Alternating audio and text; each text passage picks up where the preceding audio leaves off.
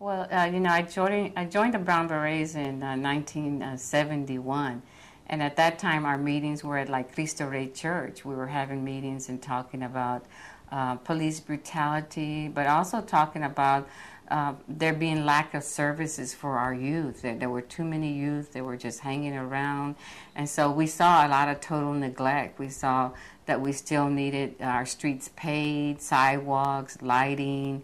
The education was a very big issue for us because we did come from a segregated education, and then when people were being integrated, we saw how we had achieved a lower standard of education in the East Austin school.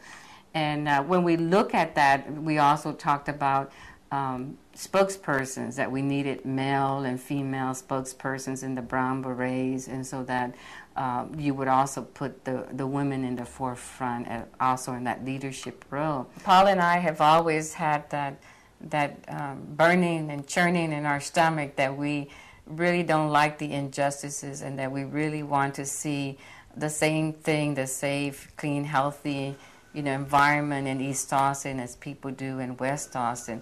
And so, Paul and I have, through the years, continued to be very active in working on a lot of the same community issues. We sat together on the Holly Power Plant Closure Committee so we can really look at the fruits of that the Holly Power Plant finally did close down September the 30th, 2007.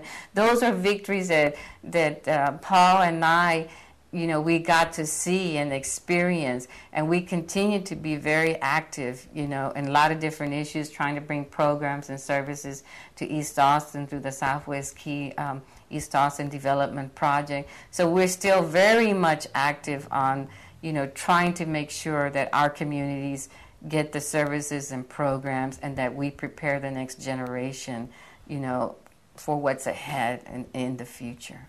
Well, I think that now, as being a Brown Beret, and for a lot of years for Paul and I, and now we no longer wear the Brown Beret on our head or are dressed in khaki. That was kind of like our uniform.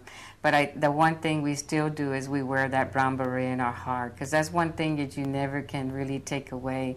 Is once you're a Brown Beret, to me, you're always a Brown Beret. Is that you're just now going with the times. What are the times? What times are we in, and what is the movement we in? But those things that we believed in, in the Brown Beret Manifesto, when you look at the Brown Beret Manifesto, it was about looking at education. It was looking about affordable housing.